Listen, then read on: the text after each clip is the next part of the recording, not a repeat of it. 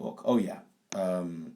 The other thing that I didn't talk much about, that we didn't have time, is that in your textbook, one of these sections, you'll see it if you read it when you read it, but it's one of these sections that are like, that are highlighted, that are not part of the main body of the reading. And these are terms that you should be familiar with in order to do well in the next assessments. And the concept of what is unconscious patronizing, race influence expectations, and reflexive body responses, how these are forms of implicit bias. Please read them. They're very easy to understand. It's a light reading and short, and it's within the modules that will be on your quiz on Tuesday. Okay, so if you have any questions about these, Monday is the best time to ask. Okay, now I'll finish this and let you go. Thank you. Was that in your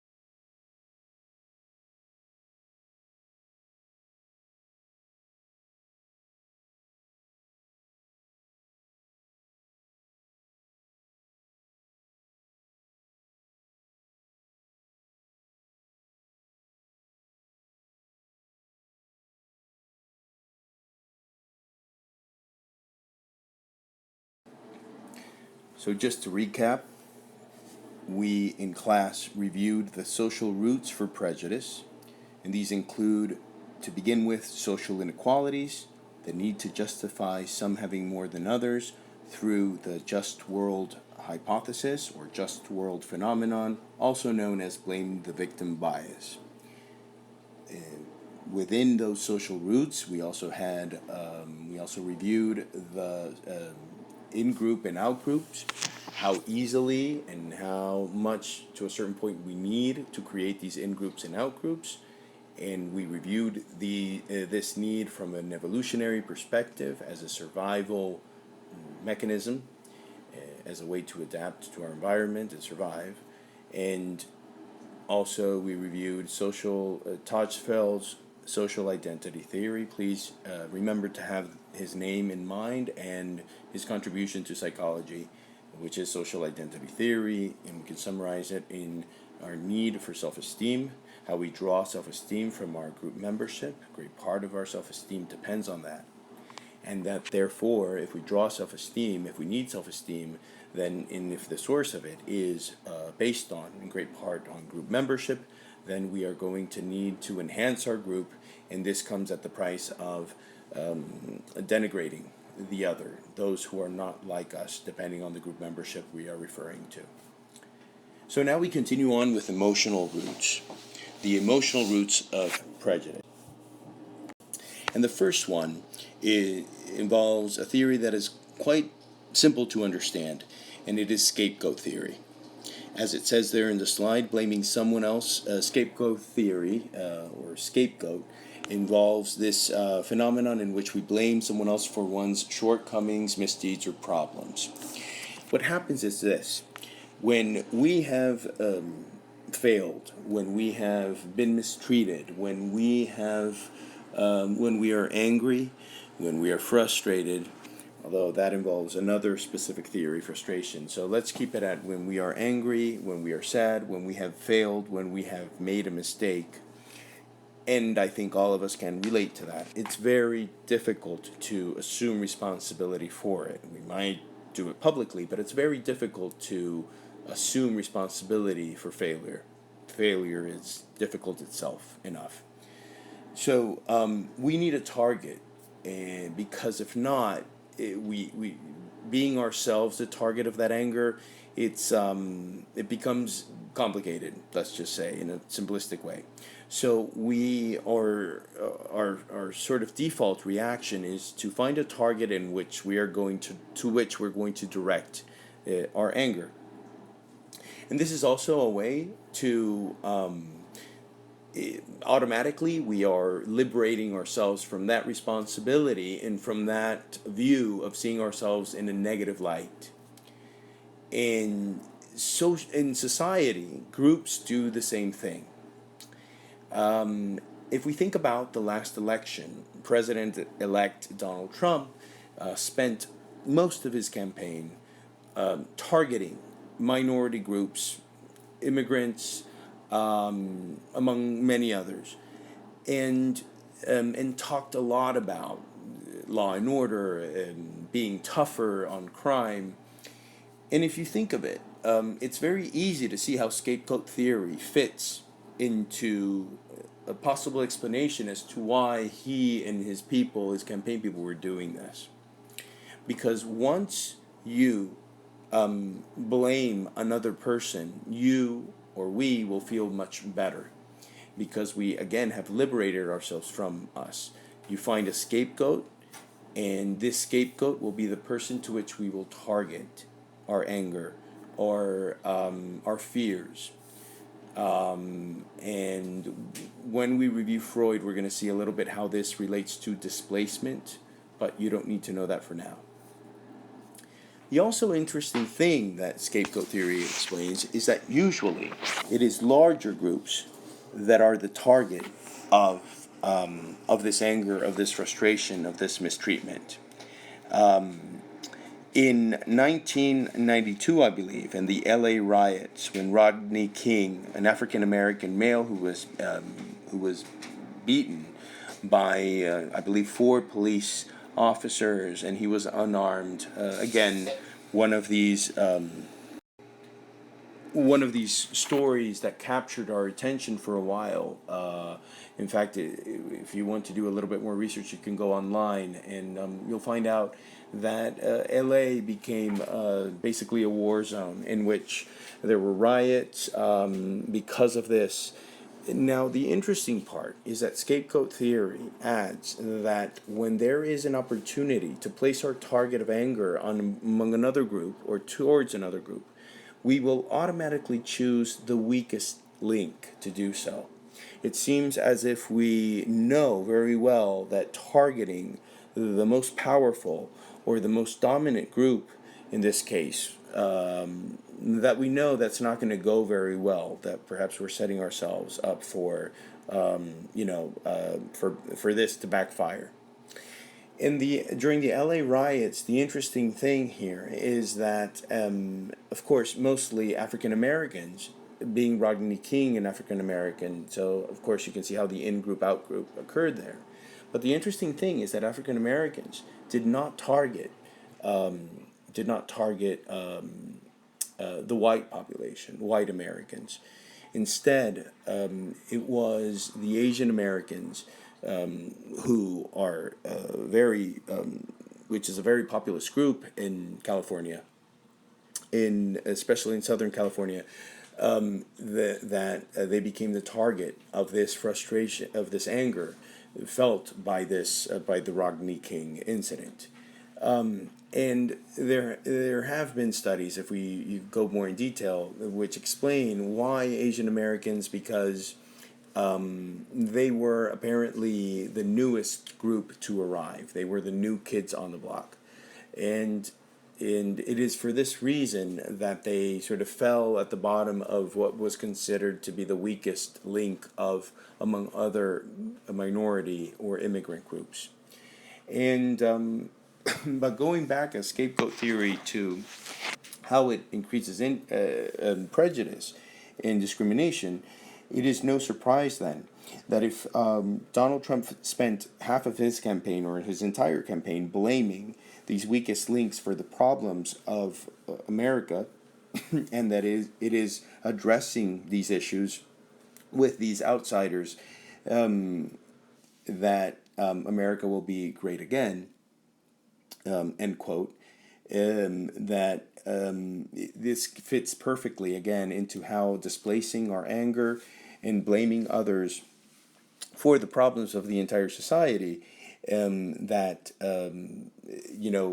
Americans begin to have hope, even if they are being misled, in that things will be better in the future. Of course, this comes at a cost, in that it is no surprise that that prejudice is in a rise here in the United States after these very inflammatory comments that were made during his campaign. In other cases include the Holocaust, how the Nazis blamed the Jewish population in that time for the problems that Germany was having.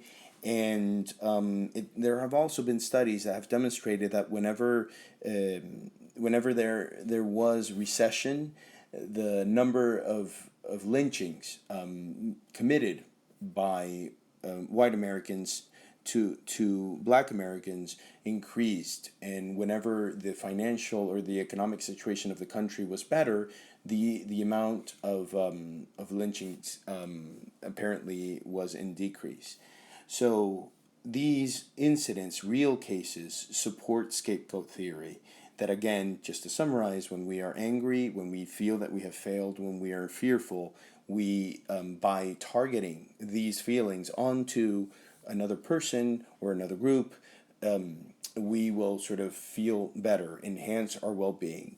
And this, of course, once you, again, target the other and blame the other for those problems, there's going to be a negative light. And of course, again, this is what I call in class the brewing of prejudice and discrimination. There have been some studies that support scapegoat theory, and they enter in the biopsychology area, in which they have found, and this is better explained in your textbook, but I would like to highlight that studies that show, first of all, that that patients with irregular functioning of the amygdala, remember how the amygdala is tied into regulating fear, detecting threat in our environment, how people with irregular amygdala functioning are usually actually, of course they're going to feel less fear, their threshold for fear is going to be much higher, and they're usually more open-minded.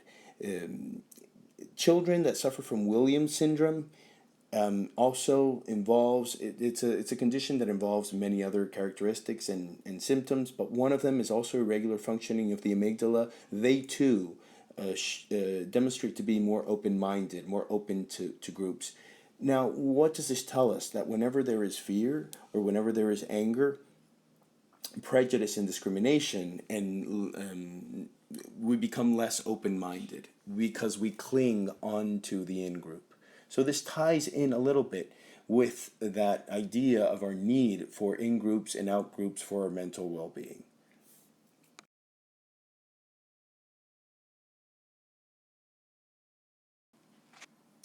So, again, a little quick recap. Social roots for prejudice. We have social inequalities, the just world phenomenon or hypothesis, blame the victim bias.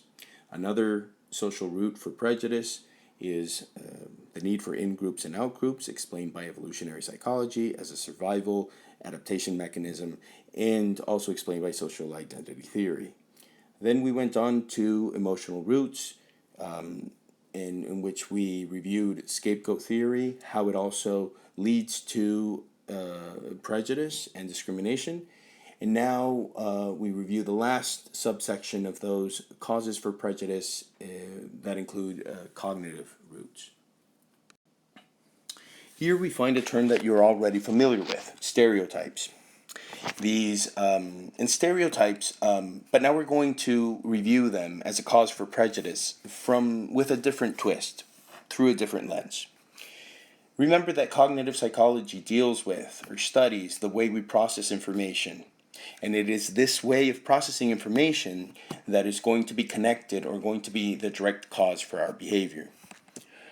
And stereotypes, from a cognitive perspective, are the same thing, are these beliefs, but that result from our need to categorize. In cognitive psychology, stereotypes are considered basically categories, shelves, mental shelves, in which we, every piece of information we receive, in order to function properly, especially in times in which we can't just sit down and process information in detail. We need to use more efficient strategies. And stereotypes are exactly that, a strategy, a cognitive processing model in which we are going to categorize things because we want to keep that information in order. If we didn't categorize information, then it would be functioning, would be incredibly impaired. Because if we wake up and don't know, well, we see a coffee cup, but we don't know exactly what to do with it because we don't recognize that this coffee cup we recognize it as a coffee cup if it's the first time we see it because we've seen other coffee cups, therefore we can categorize them as such. And stereotypes is basically these categories, but applied to people. And we do this, as I mentioned in class, with the most salient characteristics that we have, which is basically our phenotype, in which, of course, we know automatically or very quickly we classify people according to their ethnicity. So again, from a cognitive perspective, stereotypes as a cognitive process help us deal with daily functioning in not having to process in detail and with this scientific way of thinking every single piece of information we encounter. So they're not necessarily bad. There are positive stereotypes, I mean.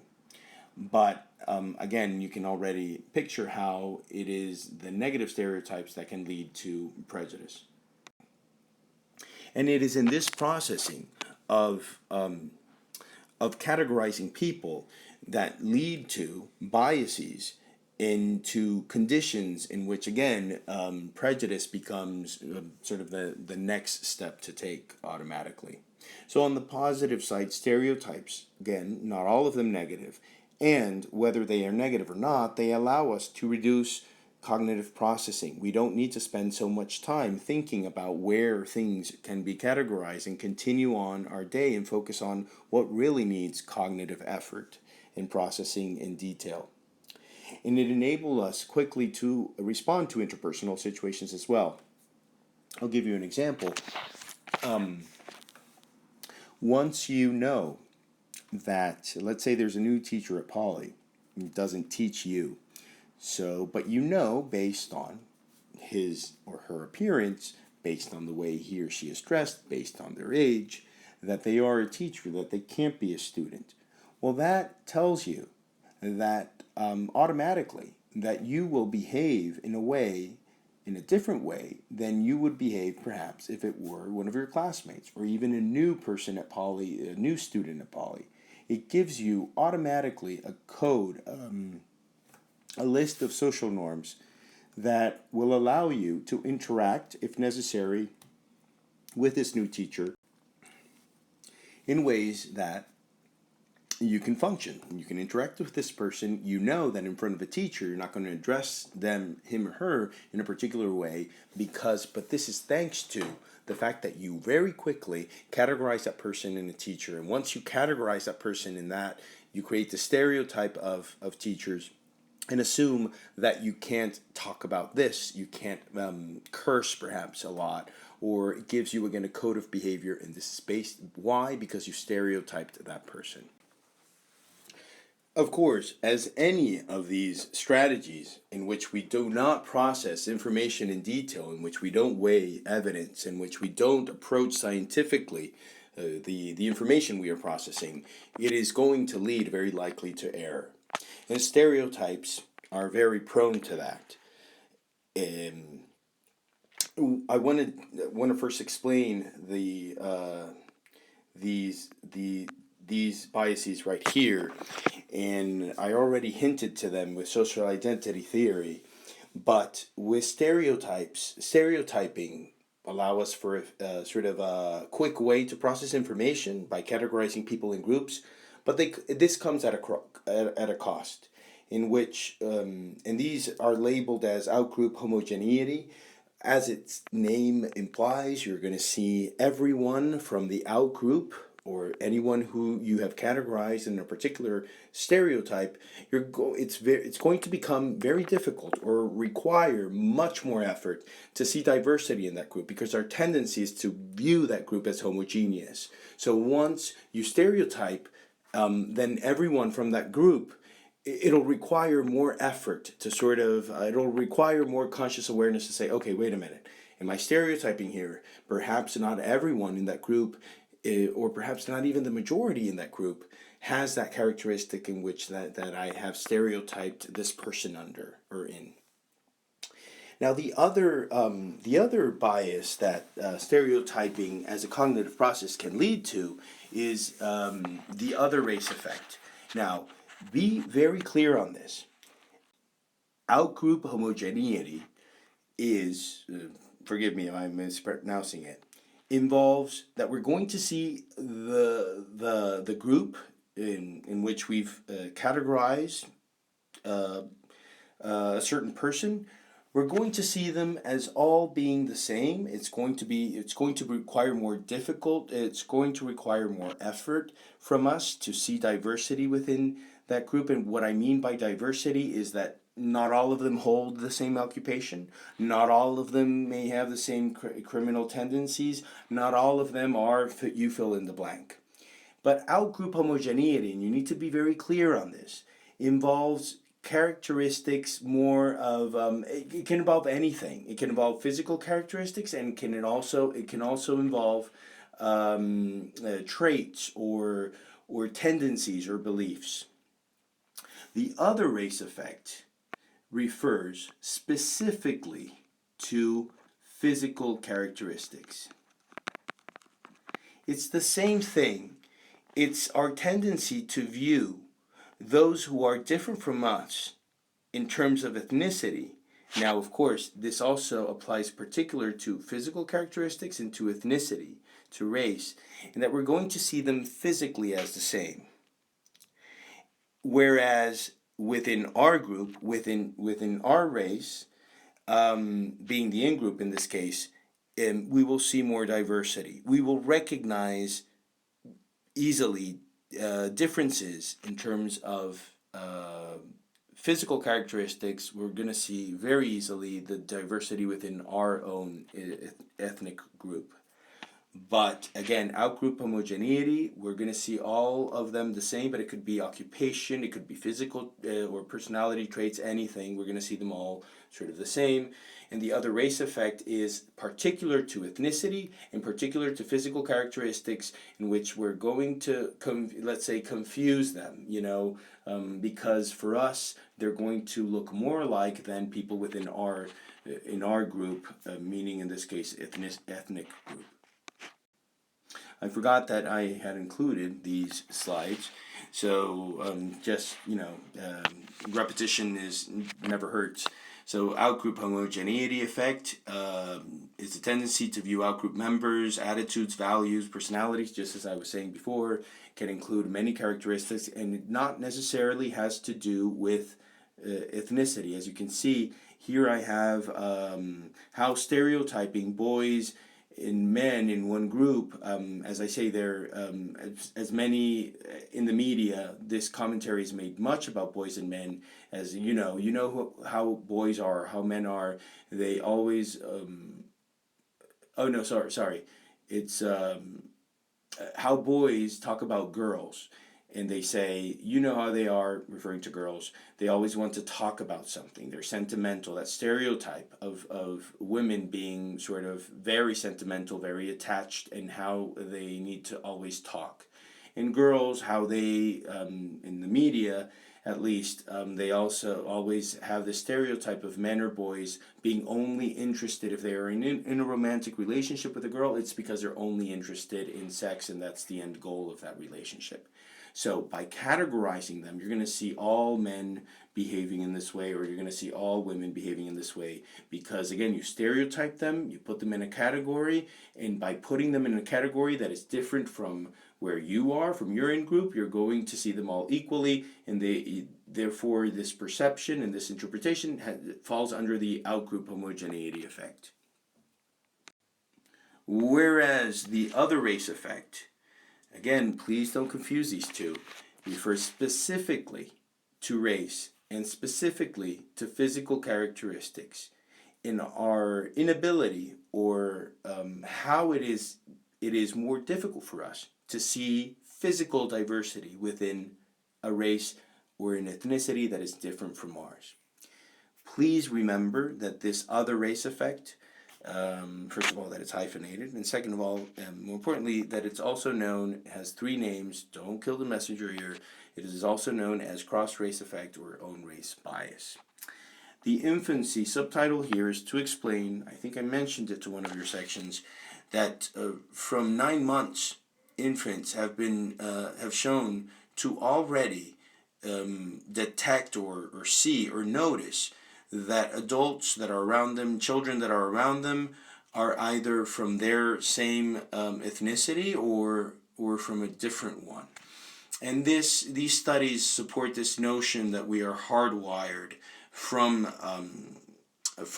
infancy to do this automatically, and this, of course, is sort of verging on this evolutionary perspective of being wired to do this as an adaptation and as a mechanism to survive.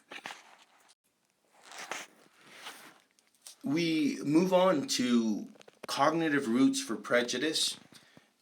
What cognitive processing phenomena contributes to our tendency to be prejudicial and to discriminate. And the second one is heuristics. Actually, it's the availability heuristic, but I need to explain first, and I want to be very clear on what heuristics are. Heuristics are, and please don't confuse them with biases. Okay, if you have biases or more automatically infer that we are not processing information correctly. Heuristics don't imply that from the get-go. But heuristics are cognitive shortcuts, are rules of thumb that we take. Shortcuts when we don't have time, we don't have the energy, or we don't want to invest all this effort in processing things from a scientific way in a detailed manner, considering all the evidence and comparing it. Heuristics are, now these are not stereotypes. Heuristics are rules of thumb, very different. In stereotypes, we're categorizing people. They're like bookshelves, but instead of bookshelves, there are categories of people shelves, right? And rules of thumb are sort of quick ways to address a thought processing issue or simply to process information. They help us, that they also help us as stereotypes do. Heuristics help us and save a lot of time and effort. And the problem is, as with stereotypes, this is something they have in common, is that it could lead us to irrational decision making and could lead to mistakes. And why? As I mentioned there in the slide, because heuristics are based on experience, on how we have encountered similar situations or how we can relate to a particular situation based on other similar ones we've encountered in our past. And it is not being the information that we are weighing or considering when making a decision or when evaluating something is not based on scientific data. There are different types of heuristics. The ones relevant to us here in this topic of prejudice and discrimination, in evaluating what leads to them, is the availability heuristic. Now, be very clear with this, and if you have any questions, let me know later on. And the availability heuristic explains that when we are evaluating the probability of something to happen, when we are evaluating the chances that an event can happen to us or can happen in general, we tend to confuse two things. And we tend to confuse the probability of this event happening with how easily we can recall it to mind. Now, it's important that we take pause here and analyze this for a bit. In other words, and when we talk about easily recalled events, we're talking about vivid events. Think about a movie that caused an impact in you, either emotionally or visually or with a lot of violence. These are vivid events versus a movie perhaps that you might not even remember you viewed because it was bland, it was boring, it wasn't as vivid. We remember vivid things. We remember highly emotional moments. We remember things that grossed us out incredibly. These are vivid things, intense, as you would say in day-to-day language, intense events or experiences. So availability heuristic, and there have been tons of studies that support this, is that we tend to think that because something is vivid, we think that it's very probable that that can happen again or it can happen overall. And I'll give you an example. After 9/11, it would, it would be, people didn't want to fly at all. Now, why didn't they want to fly? Naturally, because they didn't want the tragedy of 9/11 to happen to them. It was very scary. Now, you have to consider here that statistically, right after 9/11, that was perhaps the safest time to travel. But we were ignoring the statistics, the data, the scientific information, which would tell us that actually right now is safer to fly because, you have all these military operations, you have intelligence, you have, perhaps right now it's the safest time to travel. Now, because people had the horrors of 9/11 very vivid, and because the media was were repeating these events constantly, it was very easily to recall them. It was very easily to bring them to mind. And therefore, because of this, because they were very vivid, we confuse that with that it can happen in any moment. Now, how can this lead to prejudice? Well, if we read in the media that there has been this horrific crime and that happens to be Latino or an African American or whatever group it is, this event, this horrific event, is going to be vivid. Now that is okay. That is normal. What I'm trying to say. The problem is that because this event is very vivid, we are going to think that it's more likely to happen if I encounter or if I am in a neighborhood where there are many Latinos or African Americans.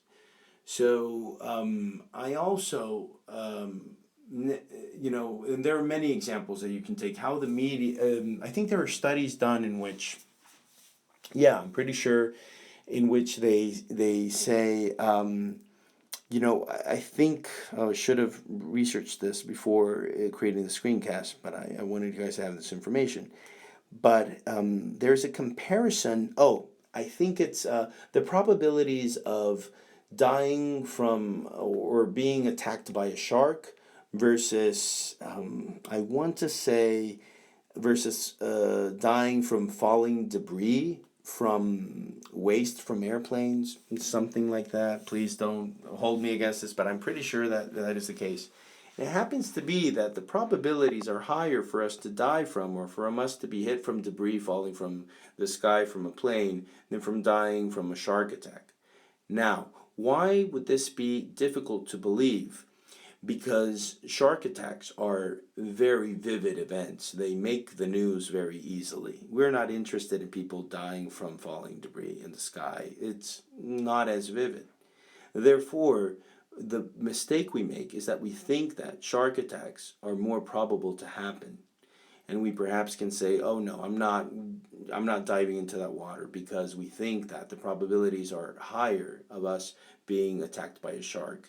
Not because it's statistically more probable, but because we recall that more easily. It's easier to remember that story. It has a sort of a sensational value that the media exploits, and therefore we think it's more likely to happen. But it's not. It's just more vivid. And that's it for today. And don't miss me too much. But I'd like to give you some suggestions and some guidelines before I finish. And it is, I bring up this slide now with stereotype threat added as a con for stereotyping as a cognitive process. I gave you a little bit of a very quick explanation of what they consist of, but please, this is another strong suggestion that you please read that handout carefully. This is not a light reading. You may have to read, as I did when I read this type of material in grad school. You may have to read paragraphs, twice or even 3 times, and I would have a notepad next to it, sort of trying to make sure that I'm understanding and I'm following, because stereotype threat might be an easy concept to understand, but the process, the conditions under which it operates, more or less, that's important too. Be focused on the terminology, and we'll discuss it on Monday. The other thing I wanted to bring your attention to, which we didn't talk much in class about,